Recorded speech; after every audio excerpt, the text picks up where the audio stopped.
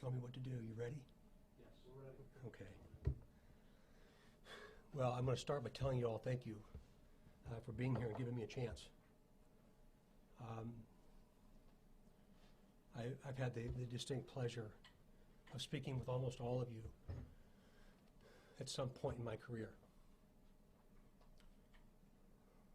But I don't think anything's bothered me more than what's occurred in Carroll County, Indiana in my entire lifetime. And even the notion that there would be even the perception of a cover-up in regards to an investigation involving 4 little girls is not only unsubstantiated, but, ladies and gentlemen, it strikes me at the very core of who I am and the agency that I represent.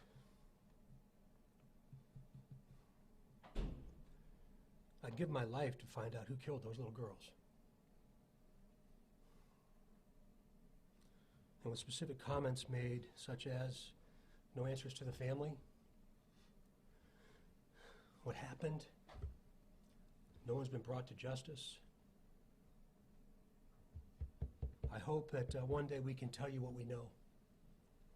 And I hope one day I can look into the eyes of a person that killed 4 little girls and then explain to you what we knew and when. But criticize me all you want to. I'm not going to do it today for a number of reasons that all of you know because you've all been around a long time. I've not heard from anybody from the NAACP concerning this case. I've not had an opportunity to talk with them, nor have our investigators or anybody from the ISP.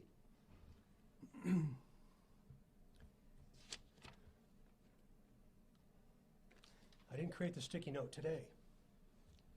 The sticky note is of those 4 little girls, to include Abby and Libby, and Connie, and Carrie-Elle, and Kiera, and Kiana. Sticky note's been on my desk for months, close to a year now. I have the exact same one at home. It's the last thing I see every single day.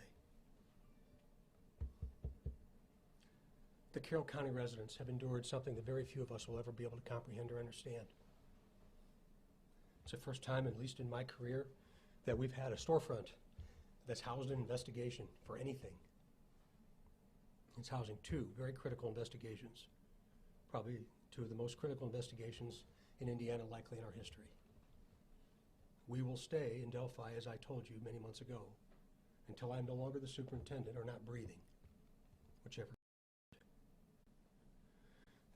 This is so very complicated, and even the inference that it's about race is so very wrong. It's never mattered to me, it never will. The notion that we will not do everything within our power, within right and left limits of what we can do legally, morally, and ethically is just simply wrong. I encourage the partnership with the folks that are here in Indianapolis right now, with the NAACP. They have ideas, suggestions, things that we could do that we haven't, things we can do to additionally push this message, push the awareness of what happened in Flora back in November of 2016. But what I wonder what's most wrong with society, it comes to mind that we just jump out in front of things that we don't understand, and we say things to draw something. And that's what I'm having a really hard time understanding. That's why I thought it was important that I came out to all of you today. Anytime we're talking about this case is a good day. So for that, I say thank you to the folks that brought this out today during the news conference that occurred earlier. I encourage the dialogue. I encourage their opinions. I encourage them perpetuating a model of awareness, because somebody out there knows who did that to those 4 little girls. I cannot allow this issue to smolder for a number of reasons, and I think all of you understand why. I cannot allow a false narrative to be perpetuated into the culture of who we are as a people. I can't allow that to happen. Are we perfect? No, we're not perfect, and we've had some bad days. But I committed to you a long time ago that when we have those days, I'll step up and step out and take responsibility for them, and I know that I'll have to do it one day again. But I'm not today. I'm not today. The people that have been involved in this case from the very beginning, it's changed them, it's altered them, it's probably even hurt them. So this is very personal to me, and it will always be personal to me. And for this to happen, again, in such a rural community in Indiana, tells a lot about who we are, and I think that's why it's so personal. But again, I'm going to close by saying to you, it's the last thing I think of at the end of the day, along with the agency that I represent and people out there doing incredibly dangerous work, that I hope I get through the night without that call. And then the first thing I think of in the morning is I didn't get that call, I get another day, and maybe today is the day for this. So any notion that we don't care hurts me deeply. Any questions? Doug, I'm just going to be direct with you about the elephant in the room. Is the reason why the family feels like there hasn't been more communication because members or a member of the family is being looked at in this case? We just got information within the last 24 hours that at least one person in the family, their workplace was visited by an investigator. What's going on? Wouldn't you expect that to happen? Okay, we talked about this before. We talked in my very office, we talked about this. And everybody's a suspect until they're not. Wouldn't you expect us to do that? So it's not an elephant in the room at all. I'm not going to tell you what we know about what we know, or about what we know about who, but I will tell you that we will do everything within our power to talk to anybody that we can. They might be friends, neighbors, family members, or coworkers of family members, but I think that's what you would expect. What else? This isn't just the NAACP that we've heard this from. I've been up in Flora. I've talked to community members who've also had concerns that the speed of the initial investigation was hampered by possibly some bias or prejudice, but you're saying that is not the case? We weren't there. We've talked about what happened early on in the Flora case. It wasn't our best day. We talked about that. Again, I'll jump on the sword. I'm not sure I'll do this right, but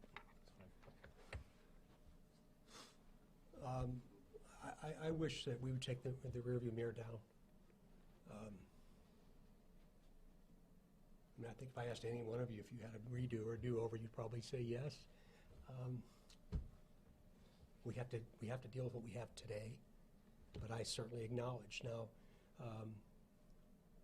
Sometimes frustration, particularly today, has to do with the lack of information, because we get information so readily, almost anywhere we want it about almost anything.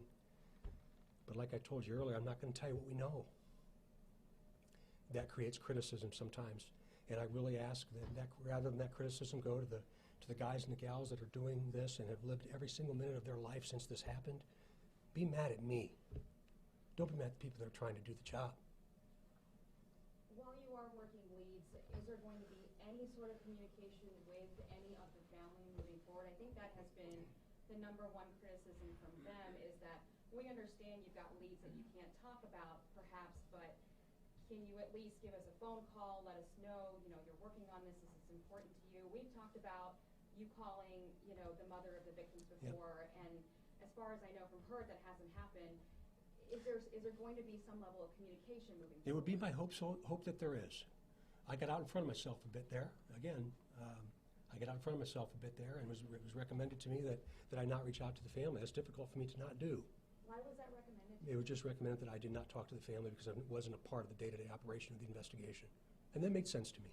I understood that. Has this case, in their words, been botched? Has evidence and circumstances been compromised to the point that it's hurting the investigation? Or is the physical evidence, the conclusions of forensic investigators still valid? Yeah, I don't believe it's hurt it, David. I think that it's delayed it. So we've got a bit of a delay here, but we have tremendous federal partners, and we'll continue to utilize those resources and those assets of both our local, state, and federal partners, and that's what you should expect, and that's what we're doing.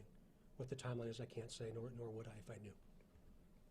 Does it disappoint you that we're at almost near the 1-year mark and we still, really haven't heard of any sort of leads or anything that would make us assume that we're one step closer? Are we one step closer to finding a killer?